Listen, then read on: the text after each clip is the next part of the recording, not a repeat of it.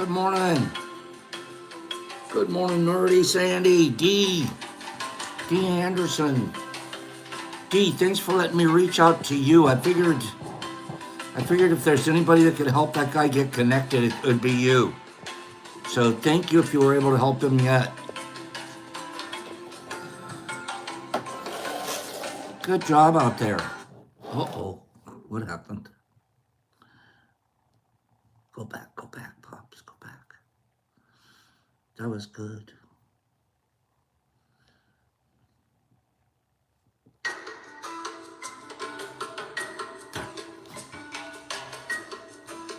Thank you, D.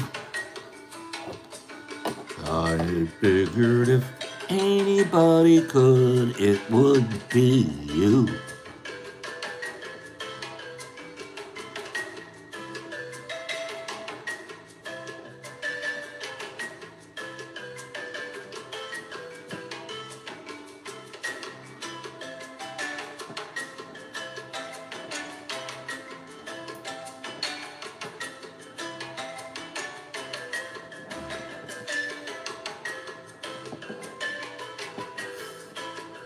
At the end of today's show, we'll give this away. At the end of today's show. That'll fly out of here on a magic carpet and ended up at somebody else's castle.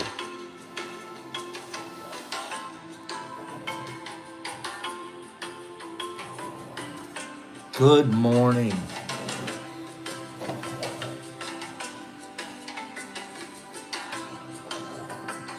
Good morning. RX, there you are. There's RX. RX is festing it up.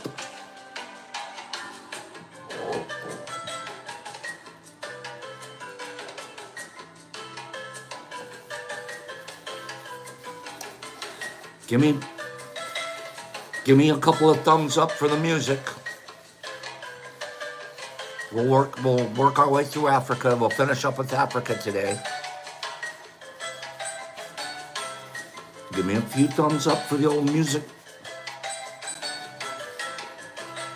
What in the Congo's going on around here?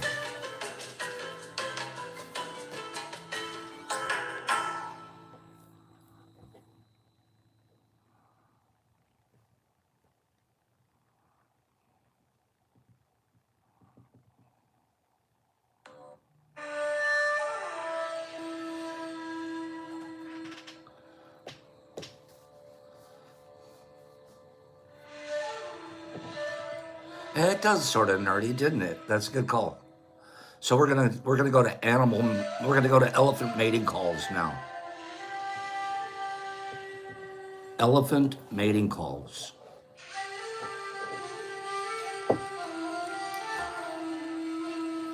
I think that's what they sound like, Sandy.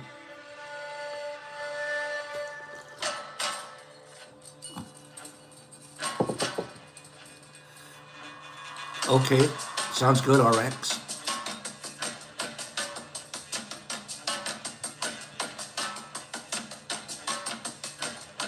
Yeah, I do feel like sort of Mario. I'm running around.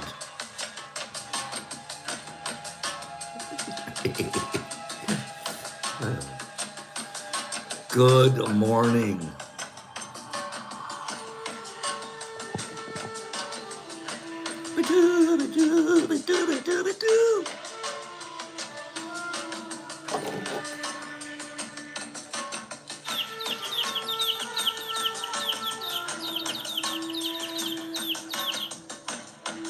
Bananas. That's a good one, Nerdy.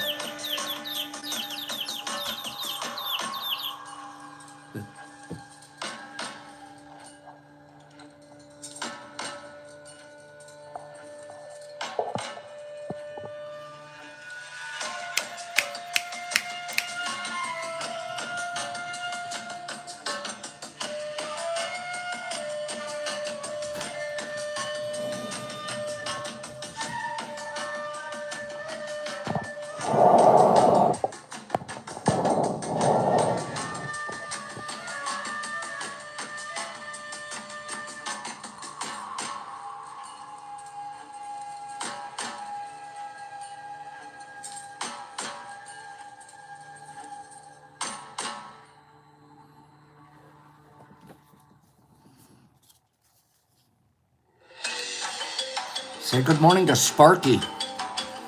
Say good morning to Sarah and Sparky. Sarah and Sparky. Sparky, nobody makes ordinary days special like Sparky. Every day is a chance to run around and to have fun and enjoy an adventure. Of course, Sparky's eyes have an extra glow. Sparky has made it to Sarah's house. And Sarah's sharing some pictures. Have a good day, RX. I'll see you on the block. Oh, that's okay, Sarah. That's all right. This is great what you've done. Look at that. Look at Sparky and Sarah hanging out. I love this. Great job, Sarah.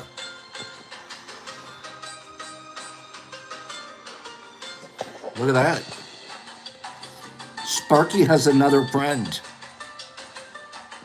Look at Sparky with the puppy. Sarah, what's the dog's name? Sarah, what's the puppy's name? This is exactly what we want. We want our little emotional support mushrooms to go hang out. Isn't that a pretty dog, Hayes? What's his name? Her name?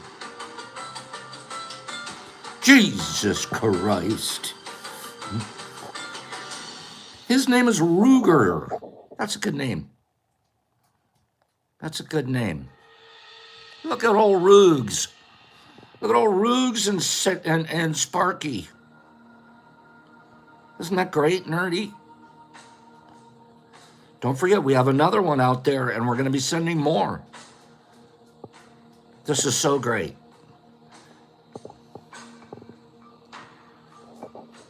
Sparky's helping weld.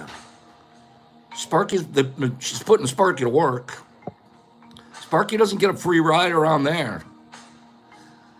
No way. Sparky's going to be doing some welding. Get it? Sparky welding. Sparky welding. Oh, well, you guys can put it together. Oh, isn't that fantastic? Pacer, write to us and get the book. There's a basic manual. If you follow the manual, you can get yourself started. And then Sparky went for pizza. Sparky went for pizza. Sarah, these pictures are fantastic. You're the best. Sparky went for pizza after he got through welding. He hung out with Rugs for a while. They put him to work. Okay? Oh, I know. Doesn't that pizza look good? Oh, yeah. Oh, yeah. Is that homemade pizza, Sarah, or did you order that out? Sarah, you can fake me out and tell me you made that. I would believe you. That looks homemade. Or at least artisanal.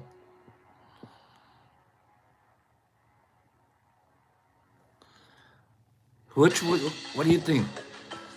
You're right. Thanking Niffer, too. She did a great job coordinating this. Thank you, Nifs. I can't wait to see everybody's. Over the period of the next couple of months, everybody's going to get one of these mushrooms at their house and the things to go with it. Yeah, that's homemade. That's homemade. Chicken crust.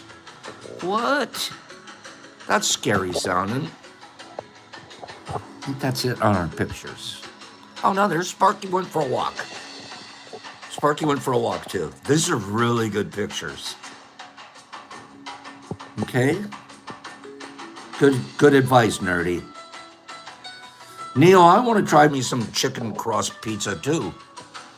Yeah, this is great. Thank you for sharing this, Sarah. This is exactly what I was hoping. And we've made it super easy on Sarah because she even has a return address label. She has the box. She has everything she needs. When she and Sparky are through hanging out, She'll drop that in the box and just boop, send it straight back, and we'll get it out to somebody else. I need at least good morning. I need 5 people. I need 5 people to tell Sarah she did a great job. I need 5 people to tell Sarah, because you're certainly not doing by the like buttons. 60 people here, 20 likes. So it's not about, this isn't about you, Sarah. Sarah, it's not because of you that they're not pushing the like buttons. I promise you, Sarah. Sarah, don't take it personal. I deal with this every day. They don't push the like button. Don't worry about it. Okay? It's Sarah. Don't take it personal.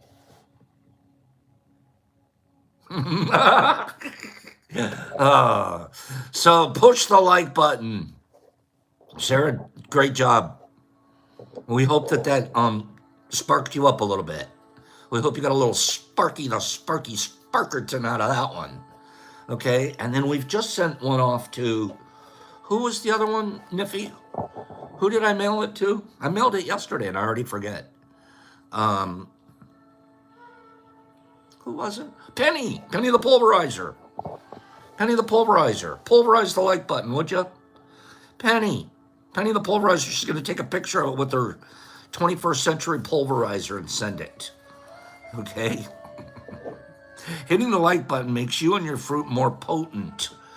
Higgs, is that a true statement? So back at home, if you hit a like button, your fruit turns bluer. That'd be great. That'd be fantastic. Hey, I wasn't here yesterday. That'd be a really good idea. There's some exciting news on the forefront. I was in a Zoom meeting most of the morning. And thank you for being patient with me not being here and letting Brock run the show yesterday. I was in a Zoom meeting. There were 2 people in the Zoom meeting that would interest you guys. One was a lawyer. That means we're going to be doing some stuff neat. And another one was a realtor. That means we're going to be doing some stuff neat. So we've got a 6-month plan. I'll slowly divulge it as stuff comes to fruition. Okay?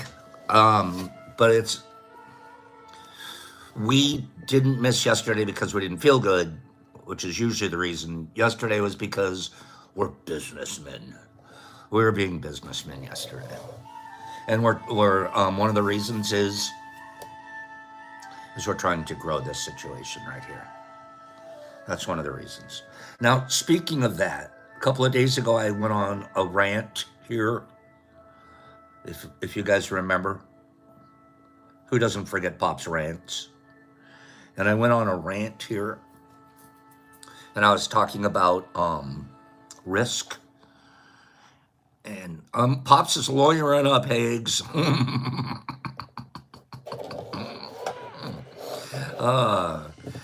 Gosh darn it, I wish you could do some of the stuff that you, without having to pay those guys. Not that people aren't worth what they, wow. Do they do a lot? Charge a lot.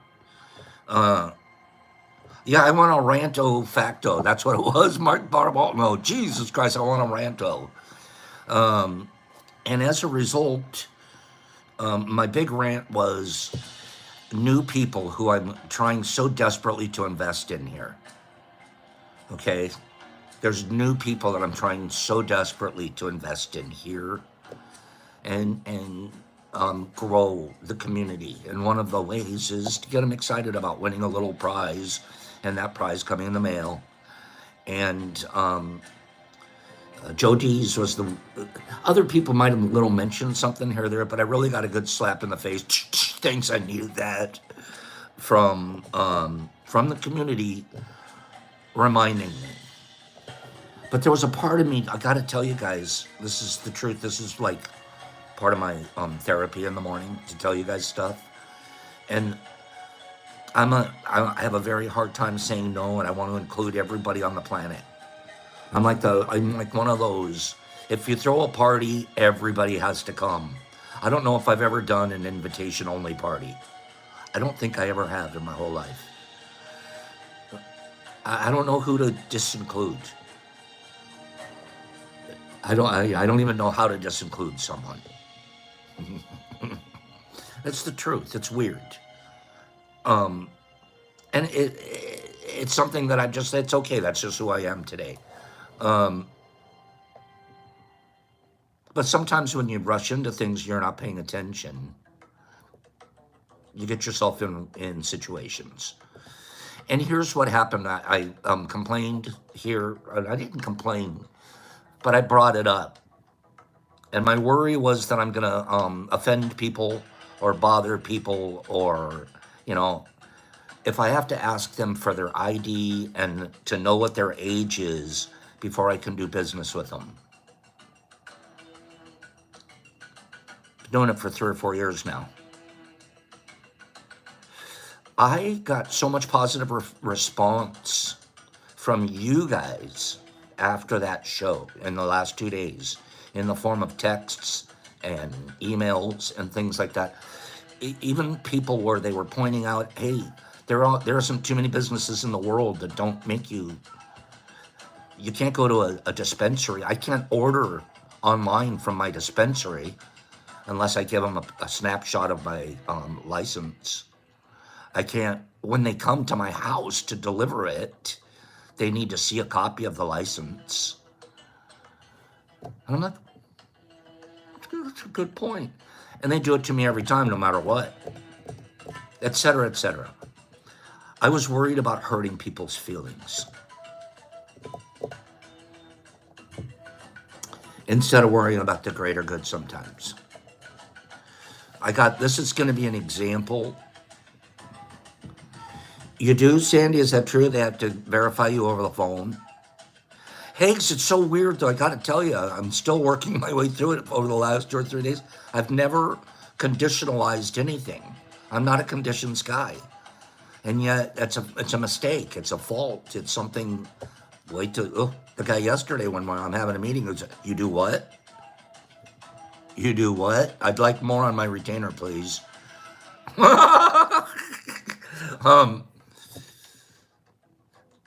I was getting messages like this, and thank you for them. And after today, I'll move on from the subject. But in the future, you'll probably be asked. Thank you, Shine. In the future, new people will be asked to understand.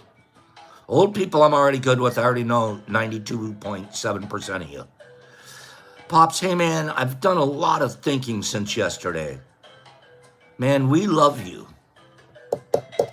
And we're here for you. We love your products and your freebies. Your microdosing has literally changed my life for the better. But your show, the T Show, means so much to us. Just know we're here for you. And Brock. My wife got me turned on to you all, and man, you have helped me so much. And I know I don't speak for everyone, but we'd be here if you didn't give anything out.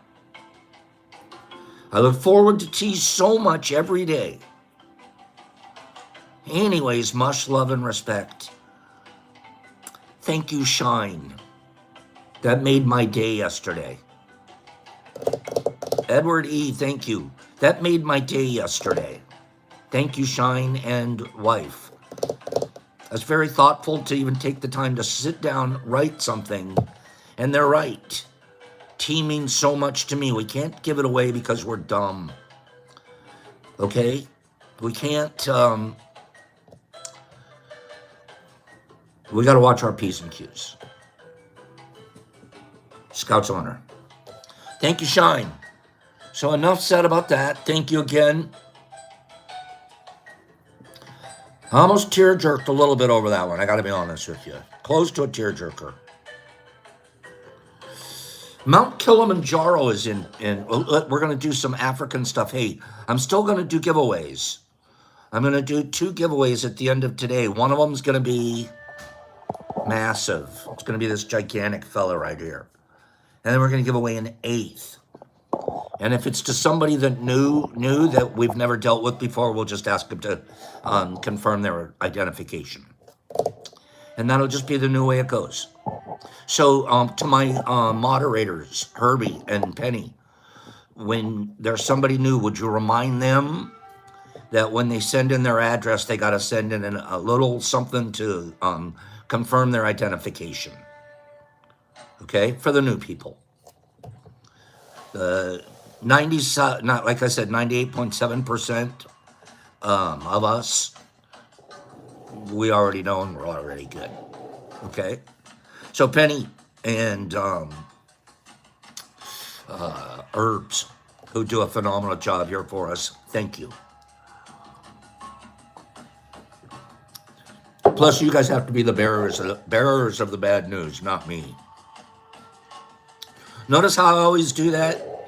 Have you guys ever noticed? Like, I always delegate the stuff that I don't like. You're gonna do this because it's your part of being responsible to everybody. You're gonna do this, and you see the bathrooms, they need to be clean. It's super important. So you're gonna find out one of the things that's really easy. All you have to do is delegate the stuff you don't want to do. But delegating's tricky. Delegating is tricky, and I'll tell you why. Because people think, oh yeah, all you got to do is tell someone what to do, and then later on you can blame them when they didn't. It's really the responsibility on the delegator's huge. Because first you better pick somebody that's qualified to do what you're delegating them to do.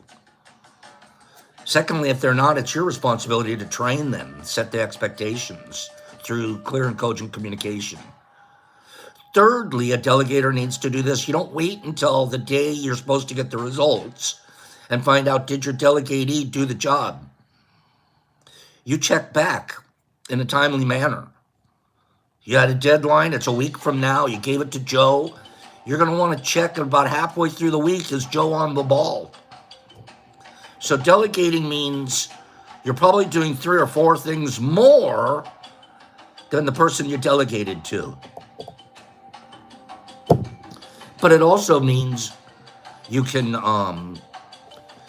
multiply yourself. I could have 15 people out there doing things. You guys, let's do some rando factos about Africa. We're still going to finish up our African lessons for the week. Okay, even though we missed yesterday. Mount Kilimanjaro. Is Mount Kilimanjaro really tall? Is it? I love just saying the word. Say it with me. Kilimanjaro. That's one of those words, it does not roll off your tongue, but all of a sudden it's rolling. All of a sudden you can't pull it back. You can't pull it back. You got to say the whole thing. Okay? That's weird. Mount Kilimanjaro. I'm going to say the whole thing, come heck or high water. Mount Kilimanjaro in Tanzania, Africa, stands at a total height of 19,341 feet. That's high. 19,341 feet. Here's the strange thing. It is a fun word to say, isn't it, Big Energy? Here's the strangest thing about the tallest mountain in Africa. It's a standalone mountain. It doesn't belong to like a mountain range and it's the tallest fella in the group. The peak. This is a standalone mountain all by itself.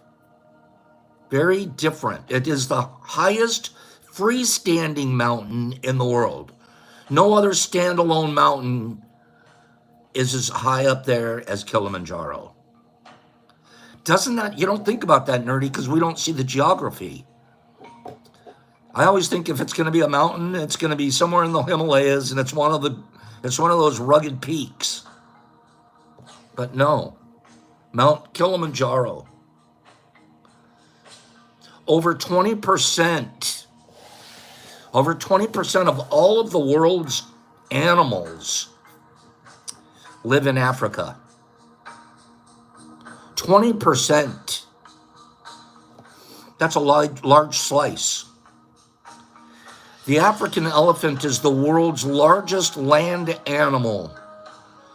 They stand up to 3 meters high. A meter's what? 3.3 3 feet, 3 inches, something like that. You're talking almost 10 feet high, and they weigh up to 6,000 kilograms. Isn't a kilogram like 2.2 or something pounds? You're talking about a 12,000 pound beast. It usually takes the males 35 to 40 years to reach their full size. 35 to 40 years. I didn't know that. I thought an elephant was an elephant by the time I was 5. They're like, no, I'm still going, buddy. Till they're almost 40 years old, and that's only half of their lifespan. If we weren't out there rustling them and doing stuff, an elephant's live until he's 80 years old. Tell me you knew that. The cheetah is the fastest land animal on Earth. There goes the cheetah. Millie, my cheetahs are faster than your elephants. This large cat is native to Africa and Southwest Asia, and it can hit speeds of up to 100 kilometers, or around 62 miles per hour when running. 62 miles per hour. You're driving down the freeway. You look to your right. There's a cheetah on cruise control right next to you. What?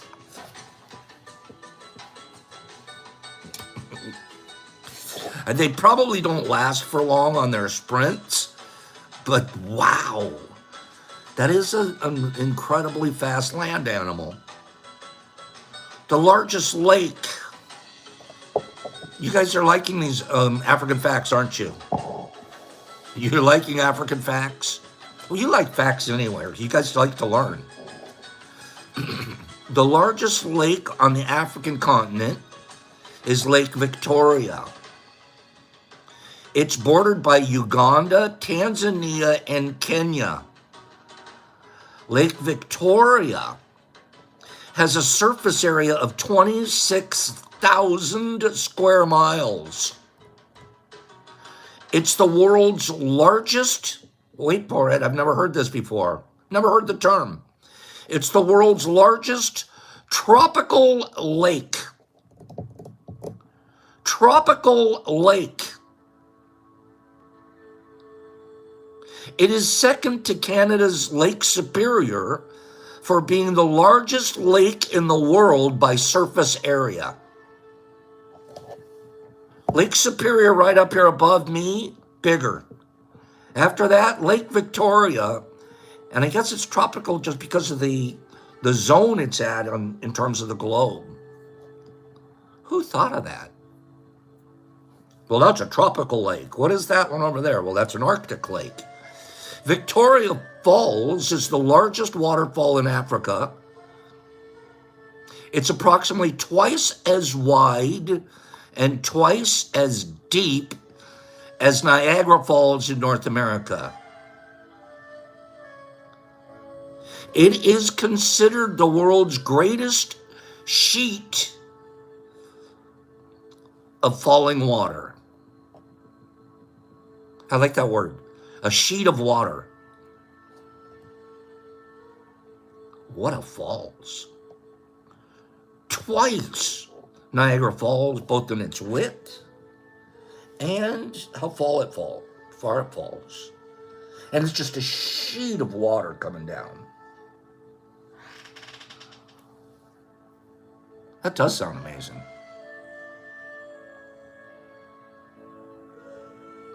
Now, here's a very interesting fact. Wait for this.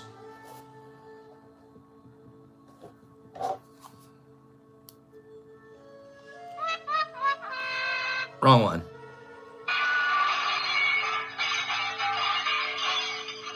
I'm going to break your consciousness.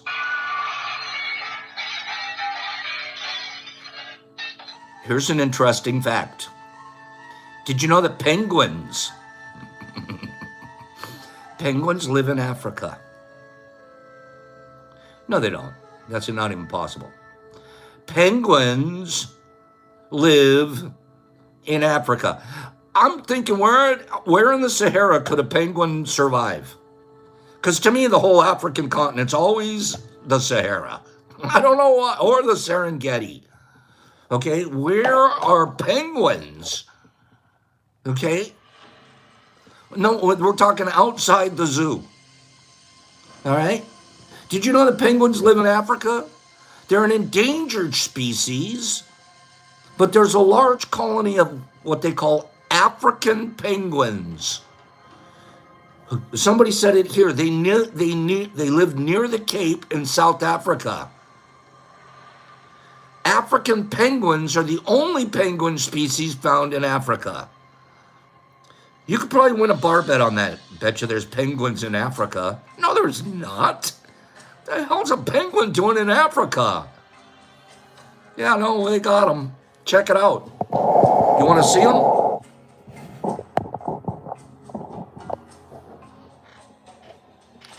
African penguins in South Africa. Well, darn if they aren't. Well, aren't they dressed to go? They're dressed to go out. Check that out.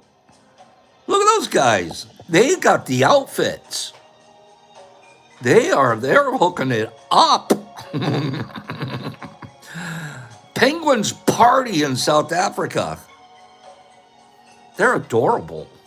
I wouldn't have bet $1 million if there was a penguin in South Africa.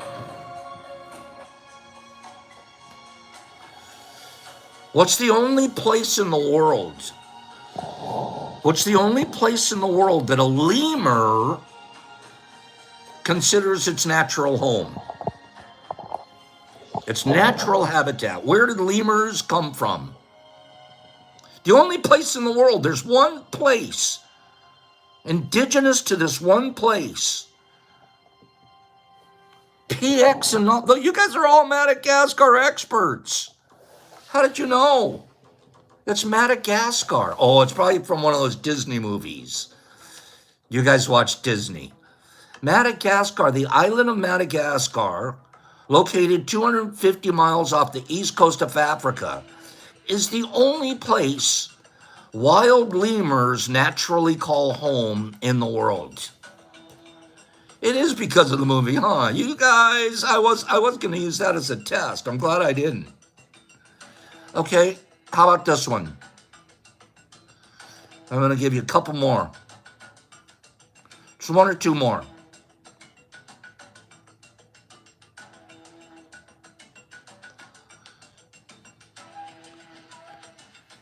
Nigeria is one of the most linguistically diverse countries in the world. Besides, they're really good at social media ripoffs. In Nigeria, there are over 500 languages spoken.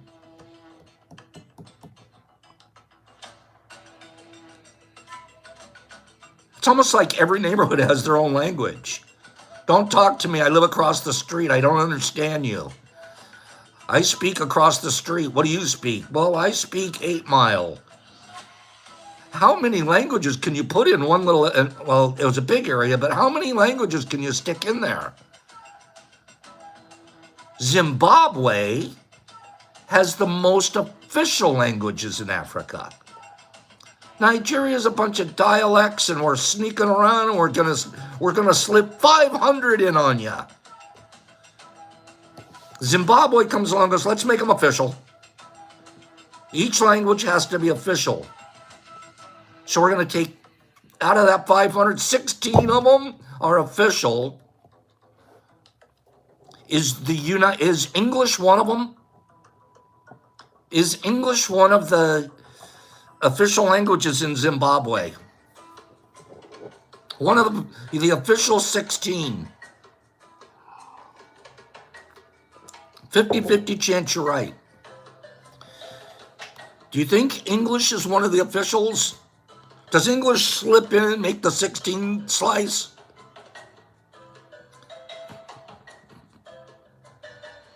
Kind of a trick question. Yeah, English is one of them. English is one of them. Yeah, English snuck in there on them. And then finally,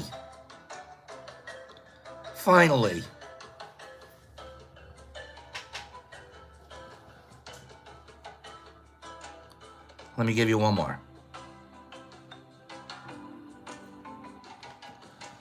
Well, the paper went away. That's okay, because we have other work to do here today.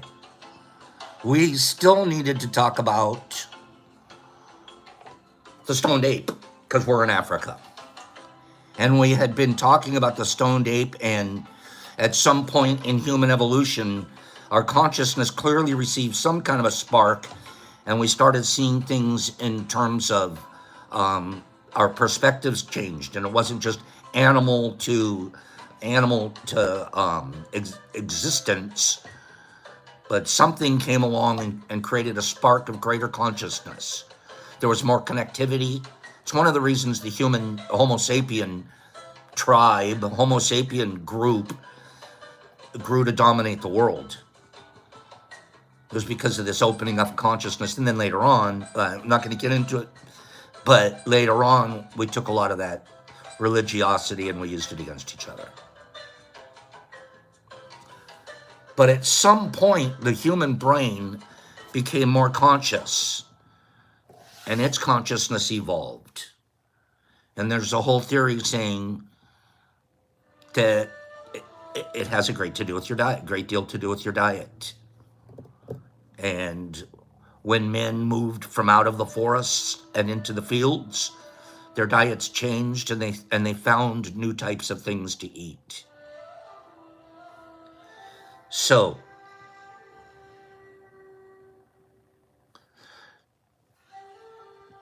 research suggests that the hominoids have been ingesting mushrooms for potentially millions of years.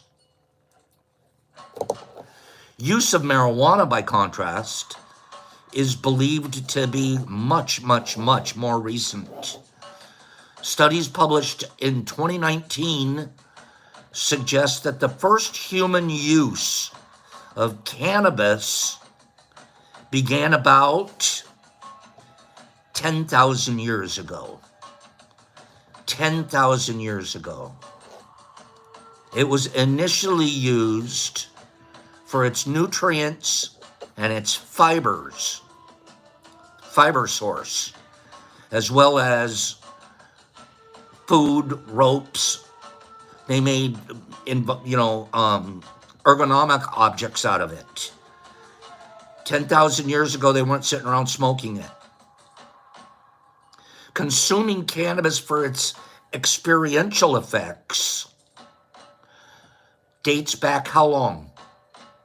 We can see human use of cannabis, genus cannabis, for 10,000 years. How long do you think we've been using it to get high? To expand our consciousness. Out of those 10,000 years. Naz thinks it's around 4,000, 5,000, 1,000. These are good answers. These are good guesses. Okay. The answer is somewhere around maybe 3,000 BC. A Chinese emperor in 2700 BC described the plant as a first-class herb. Cannabis and the genus that contains hops. Hops is what we use when we brew beer or ale. I didn't know this. Hops is marijuana's closest living relative. I didn't know that. Hops. is marijuana's closest living relative. The two genuses, cannabis and hops, who were closely aligned, separated, they diverged about 28 million years ago. And one became hop and one became Mary. That's interesting. Another study suggests that the rise of cannabinoids like THC and CBD may actually be a genetic mischief caused by ancient viruses. So ancient viruses were getting involved on those plants, and those plants environmentally, to survive, developed a self-defense mechanism that caused the experiential use that we can see with THC and CBD. Come on, you're not getting this information anywhere else. That's really interesting.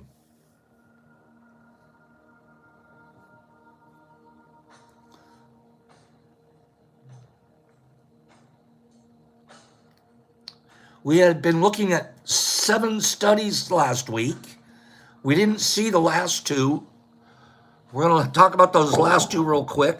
So that's the whole African stoned ape, things evolved, the psilocybin inside of certain strains of shrooms have evolved. Even the THC and CBD inside mushrooms have evolved. And of course, now we, in laboratory settings, and Monsanto's, we're pushing the envelopes on all of that. Genetic mutation. We can do, there's so much going on. I remember back in the 70s, weed was nothing like it is today. I'm telling you right now, in 40, 50 years, they've changed the structure of the weed. There was one weed out there that was like, and it was Acapulco Gold. If you could get your hand on Acapulco Gold, you might get really high. Other than that, we were all smoking Colombian brown. Seedy, weedy Colombian. I can't even tell you, you walk somewhere now, you could touch a bud and it sticks to your finger. It's like, what the heck's going on here? That Acapulco Gold, there was nothing better. Nothing. And then all of a sudden you're tasting this, I'm out of Acapulco Gold, I gotta go back to my Mexican stash, my Colombian stash. Pure trash. It's amazing. So do you think that there's going to be changes in psilocybin genus structure, genomes in the next 30 years, kids? What do you think? You got Downtown Brown. Yes, it was Downtown Brown. Okay? I'm not kidding you. Higgs, am I right? What Coach Carmine used to catch us smoking is nothing like we could get now. Tie stick was okay. They usually just got their best weed and tied it on a stick and called it tie stick, and I thought it was from Thailand. But am I right? Higgs knows. You'd have to get like lung disease to get high back in the 70s. Now I walk through the park and I'm getting high just off the smell in the park. It's like, I'm right. That's weird. It's happened fast. Yeah. Originally, that tie stick was soup seasoning. Yeah, they would stir the soup with that tie stick. That's a true story. Psilocybin's influence on the auditory perception. Let's do 2 more. Okay, we're gonna try walking through New York City. Right, eggs and I know. It's like these kids today. Dab? What the hell is a dab? A dab will knock you out, knock you over, put you out, and then guys like Brock, they're springing back up. Hey, can I have another one? I'm like, I'm done. I can't smoke for a week. Don't give me that stuff. Okay? How strong does it have to be? I'll tell you who kills you. There's a there's a dab master. Master of all masters. Shy introvert. I don't know if Shy's here today. He's not even human. I'm telling you right now, he's not even close to human. Right? And Sandy, he's got special machines. He has techniques. He has, he puts a whole party on it. That's it. The whole party's done because Shy's here. Unbelievable. You know who's really good too? Final one. This is a little side note. Badgie. Oh, Badgie. Badgie's a hashishan. Literally the real thing. And Badgie sits around and he chants. Cross-legged. Chanting. Rolling his hash balls. Breathing energy into his... He hand rolls his hash balls. It sounds weird, but it's true. You'll never... And then he ages it for like 17 years. If you ever want to, like those... How do they do it? Psilocybin's influence on auditory perception. Research in the Journal of Neurophysiology examined how psilocybin affects auditory perception in awake mice. They're testing mice. They're shooting they're giving the mice some mushrooms. And then they're finding out, does this affect their hearing? The study revealed that psilocybin alters the balance between intrinsic neural activity and the stimulus-driven responses in the auditory cortex.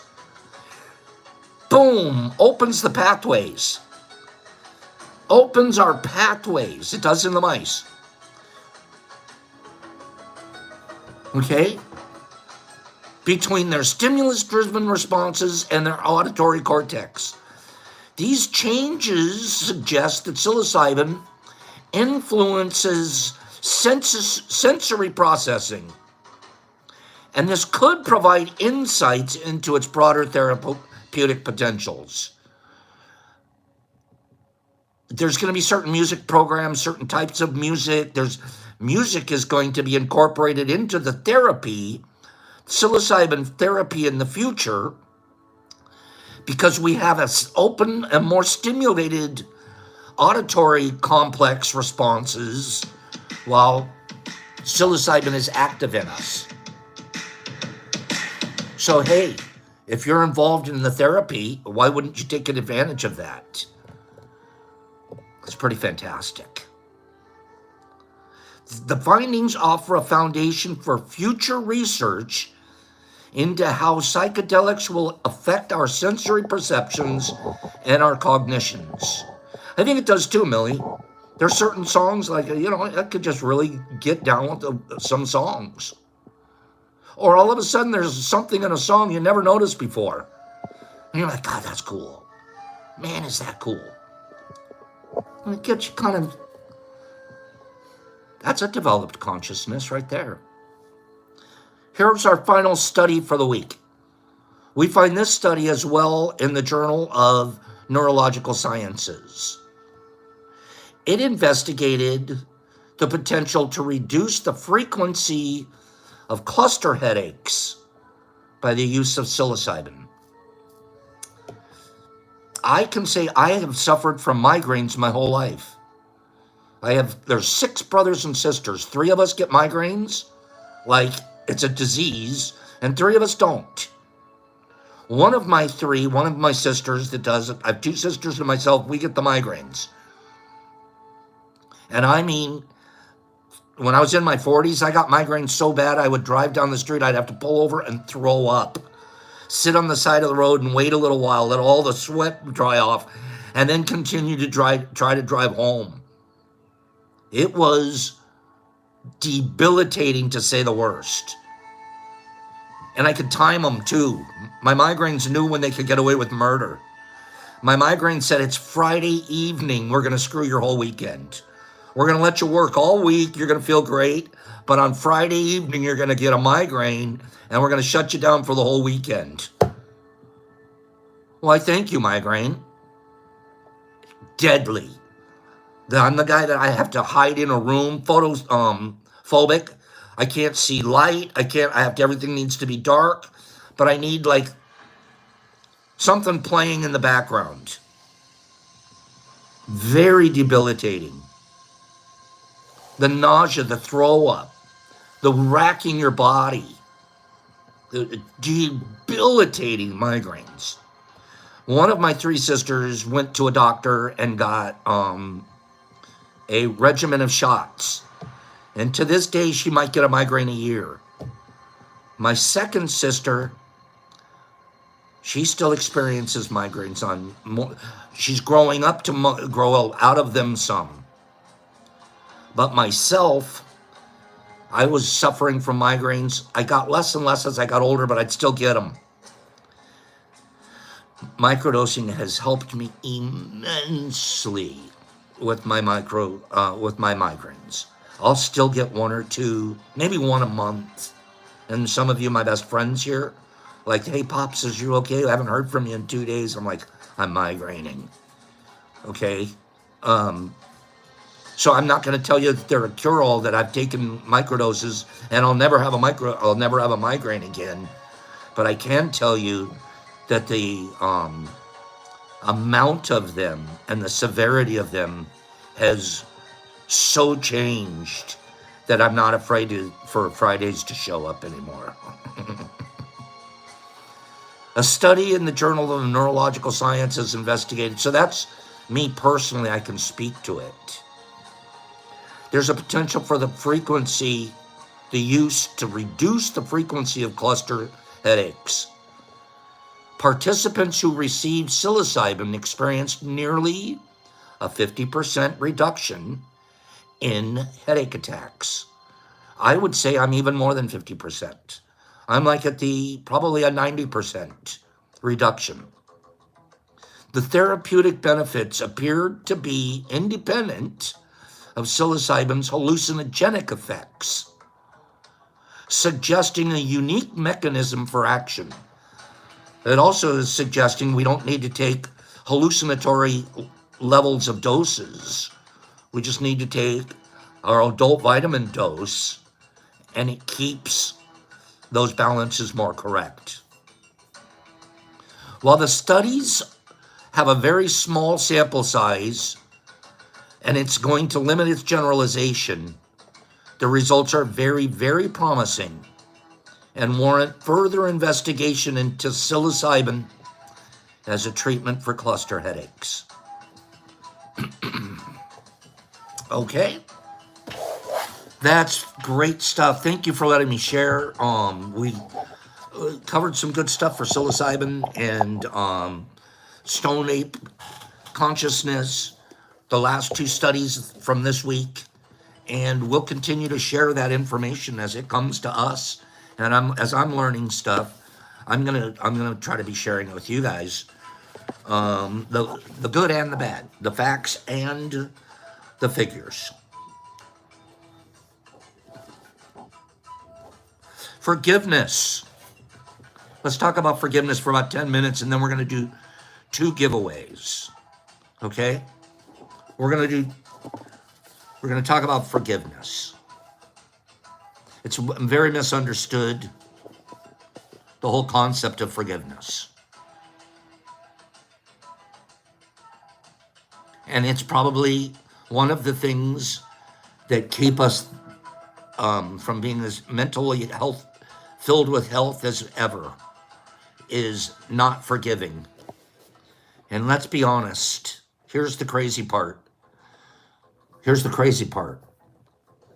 You know who we don't forgive the most? Ourselves.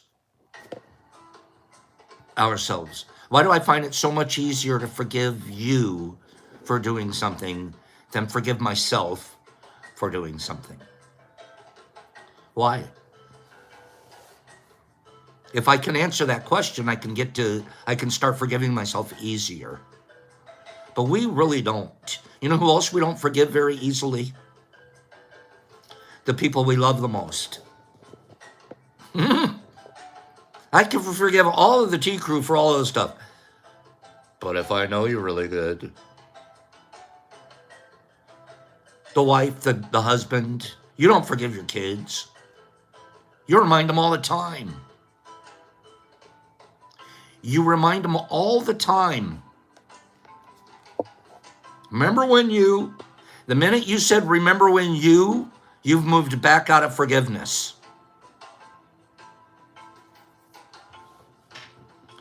Forgiveness for me means I'm not going to mention it again. I didn't say I can't remember it. Doesn't mean I didn't walk through the feeling. It means I'm out of it. I've moved past it. If I still talk about it, then I haven't forgiven you. If I still talk about it, I haven't forgiven myself. You know which one I'm working on today? Still, because you guys hear me talk about it. Being a hypocrite. Because I impacted so many lives. So many people don't know me today. They remember that guy, and the guy they remember isn't real. He was a hypocrite. I can't go back to every one of them and tell you, I'm sorry, that wasn't me. This is the real me. So because of that, I like to sit around and feel bad. That's not having forgiven myself.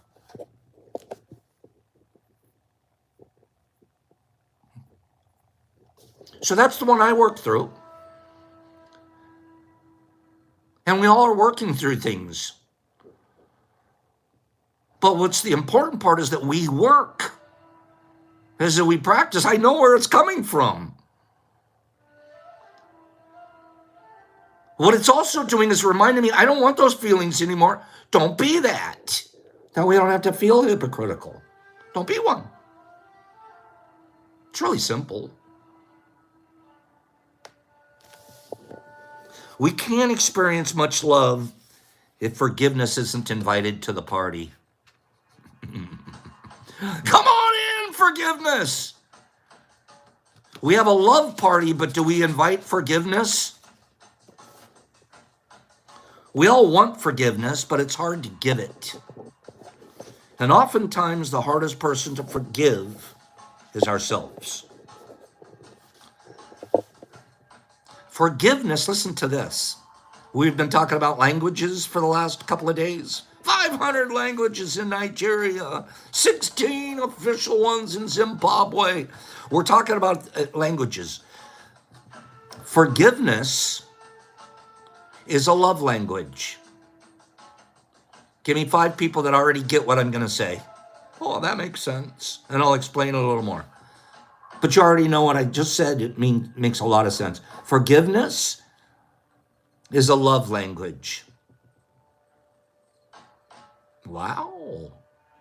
That's a good one, Pops. It's a dialect of love. It's got an accent. It's a dialect of love. We'd sit around and talk about, I love you. You can't love people that you're not forgiving. The two don't go together. They're 2 different languages.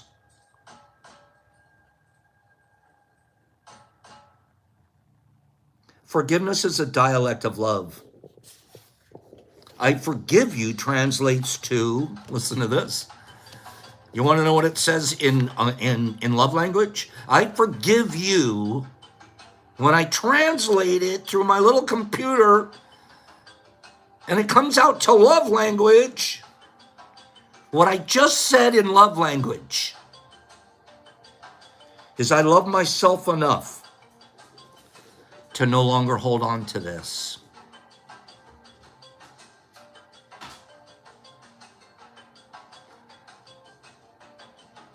Wow. I love myself enough not to hold on to this. That's how it translates. That's so cool. When we don't forgive ourselves, we're not denying other people, we're denying ourselves. When we don't forgive other people, we're not denying them. We're just clogging up our own love channels. We really are.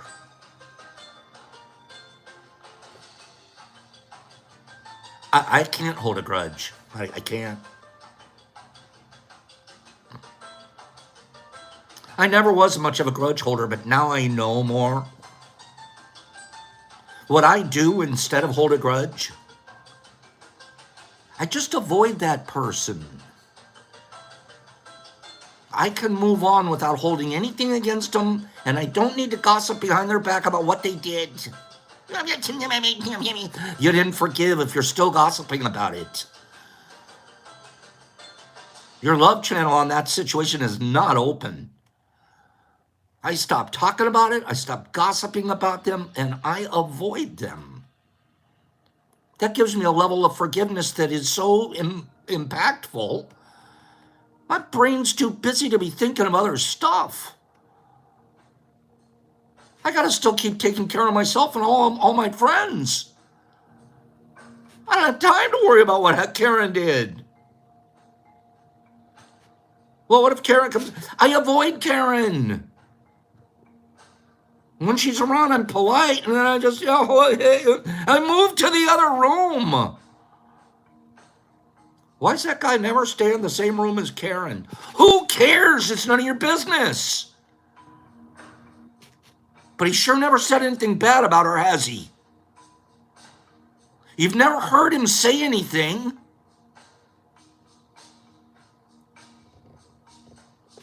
I don't have time for it. And when I say that, I'm not putting out time. I mean, I have other things I got to do that are positive. I've opened and released myself to not worry and fill with something else.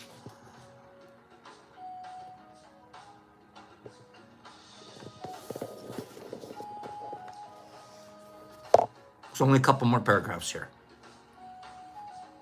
Most of this I wrote notes to myself, and I'm reading you my notes.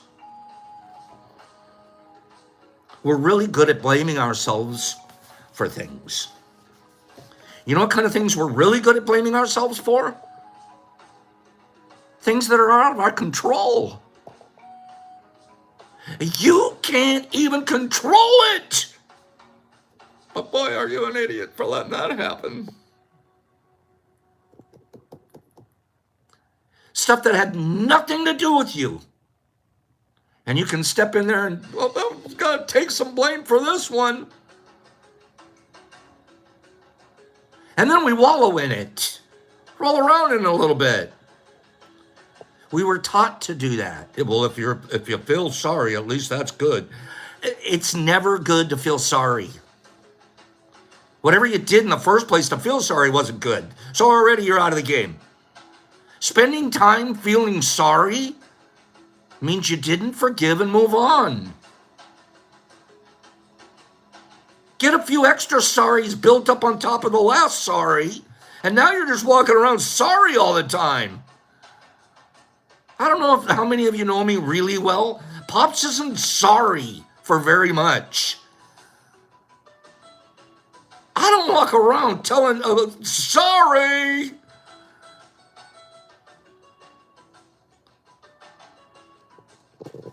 I don't spend a lot of time blaming myself. As a matter of fact, most of you know I spend time telling myself how wonderful I am.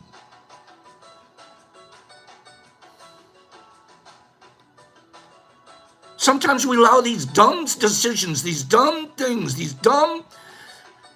that we're choosing to not forgive, we let them define us. That now becomes your new self-image because you didn't forgive. You've held on. Now that's all you see when you look. It starts to define you. Well, I've always been a horse's ass. I'll probably always be a horse's ass for the rest of my life. Horse's ass, ass, ass, horse's ass. Do you know anybody like that? I do. I have a really good friend here on T that's going through it right now. He's refusing to forgive himself.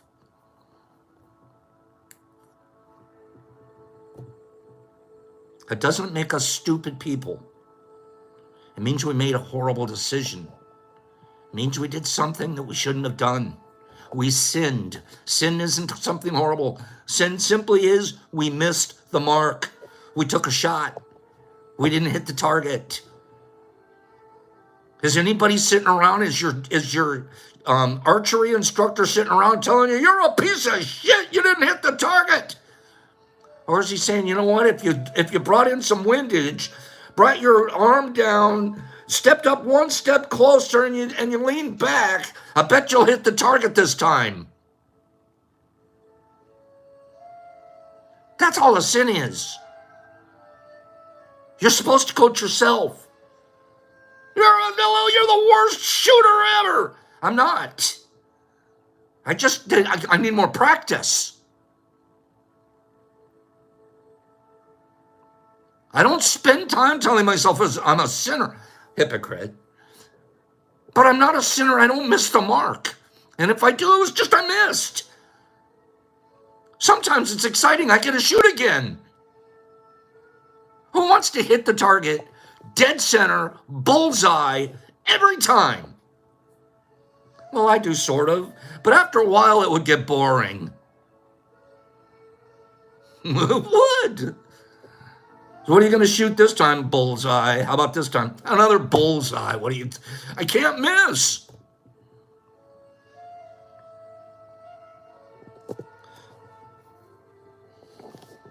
The opposite of forgiveness is resentment. You don't forgive, you'll grow resentful. The worst thing in the world is to start resenting ourselves. When we make space to forgive ourselves, we've just created space to forgive others. Boop. I just took 4 inches of space out that I've been wasting on not forgiving myself. It's now open. I can forgive Sarah now.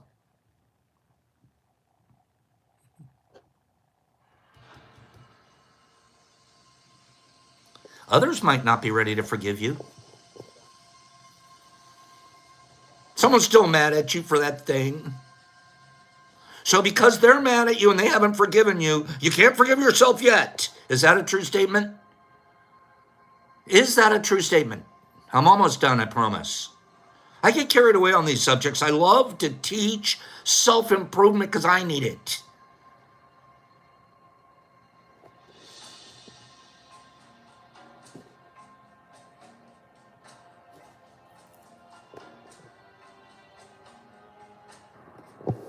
Because others aren't ready to forgive you, that means you got to wait. You'll be the last forgiver of self. Is that healthy? Is that healthy?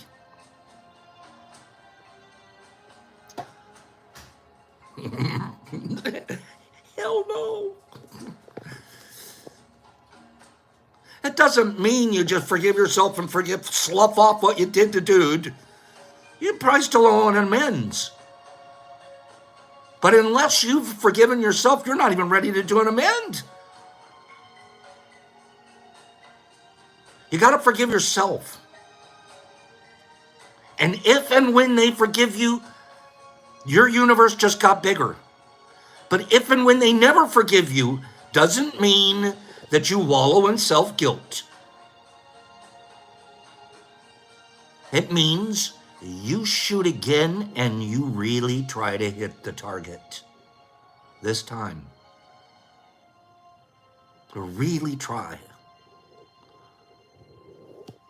shoot again. I'll shoot again.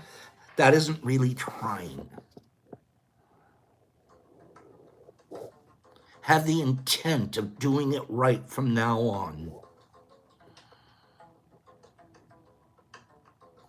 You've made space to forgive yourself now that you have space to forgive others.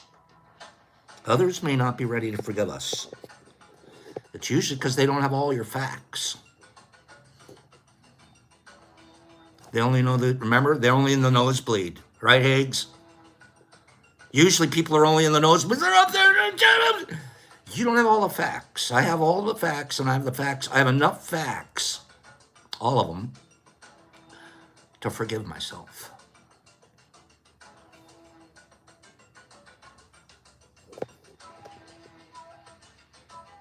Some people are in too much pain to forgive still. They don't get it. They're not ready. Okay. Can't hold me back from forgiving myself. Nothing should stop us from moving forward. And I'll tell you why.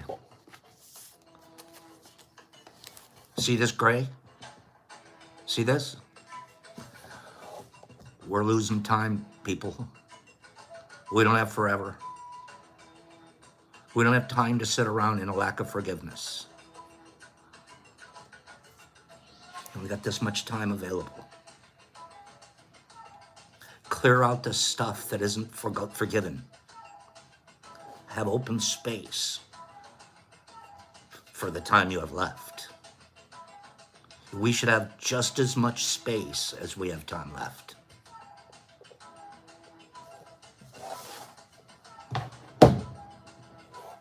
Let's get out of here with we'll go back to the old school. Let's go back to the old school, okay? Thank you for letting me speak. I'm speaking to myself. I'm working on being a hypocrite, and but my best thing is telling everybody all the time, I'm a hypocrite, I was a hypocrite, I used to be a hypocrite. And it reminds me, don't be hypocritical. So I'm not living in the pain of it. I'm living in the lesson of it. That's where I want to be. I want to be in the lesson, not way past forgiveness. Forgiveness has already given me the opportunity to learn from it. Woo, that was a good one. If I didn't forgive myself, I couldn't learn. I'd still be wrapped up in the pain.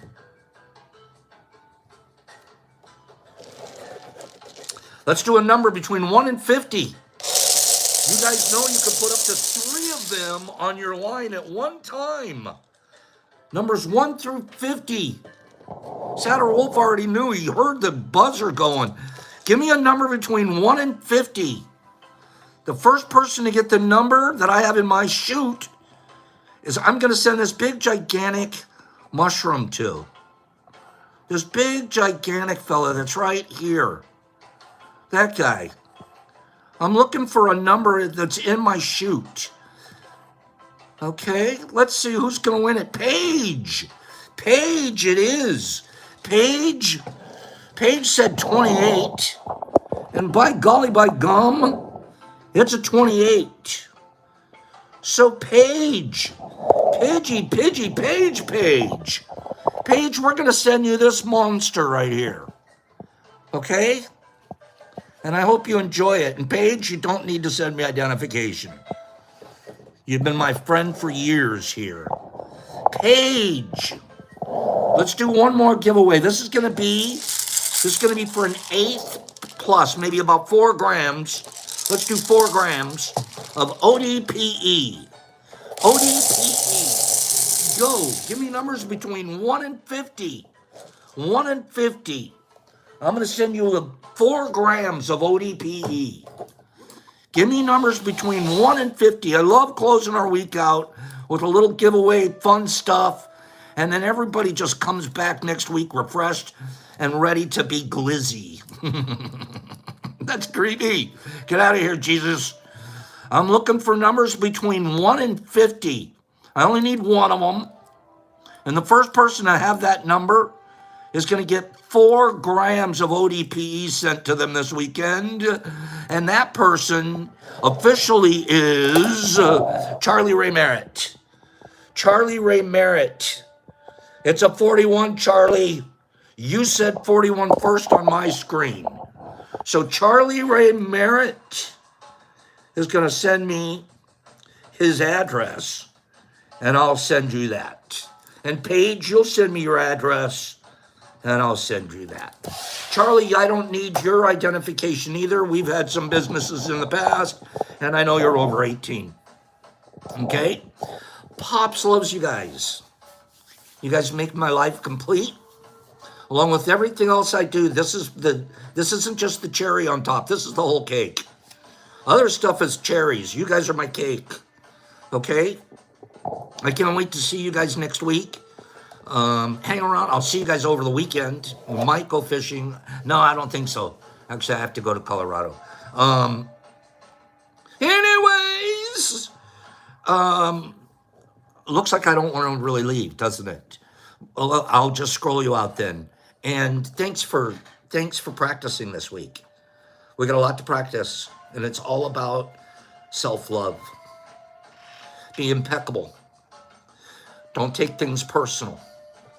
Don't make assumptions, and always do the best you can. Maybe starting in a week or two, we'll start going through the 4 agreements again together. Okay? You guys, thank you again for being a great crew, and thanks for everything you do for one another, especially the stuff that none of us hear about, but you guys are out there doing. Sandman and Sarah and Edward E. and Neil and AJ Miller. AJ, what you need to do is go to the DetroitMushLab.net, and then that's our website. Okay? Homeboy and Pennypack and Laura, have a divine weekend, my love. Mike Buttyball and Jesus Christ in Australia and Nasty Kitty Cat, Bad Dog, Paige. Paige has to go. D. Anderson, Pacers. Exceptional. Good morning, Exception. I don't want to. Melissa G, thank you. Charlie Ray, the guy in back. That's him. He's way in the back, but he thinks he's in the back, but we all just moved back and I made him in the front. Homeboy Nerdy Shine, thank you for that letter. Satter Pacers Cleanie, I love me some Cleanie. Jesus Christ and Nicholas and the Waz. Wazzy, Wazzy, Waz, Waz. Everyone loves a Waz. Mr. Marmars, Hip Kitty, Aura Gaming, Homeboy, Sandman, Malik Baraball, Marky Z, Shiny, Cat Meow, Zilla, Jennifer Garcia, thank you. D. Anderson and Millie and Melody Dawn and Bobby Sapp all the way from the UK. Hi, Bob. Aura and Pennypack and Marcus Doc. And Mikey and Mike Patterson, the Shanti King. Michael and R&R. Hi, R&R. You can always email us or wait till next week. Herbie, to Mr. Sapp, Anthony, Homeboy, Jimmy Max, Pennypack, Tiffany, thank you, Satter, Pilar, I'm from the stars, Jesus Christ, H-Town, CCS, Dando, yes, I do have a few in stock. Two Hawks, Josiah, Mr. Phillips, Hip Kitty, the guy in the back, Charlie Ray, Crystal Watson, good morning, Crystal, Shiny Page, Pilar Marmars, 5280, not even for half the day. 5280 goes all day. Okay? Jesus Christ and City, there's Sid, and Aura, and Jesus Christ and Trees Dumping Mike Barball and Homie. And there's a blank guy, but I'm saying thanks because his name is Bronson. Tora, Hip Kitty, Nerdy SP, Naz, Herbs, I love you. Pops, peace, love. Practice. See you guys next week.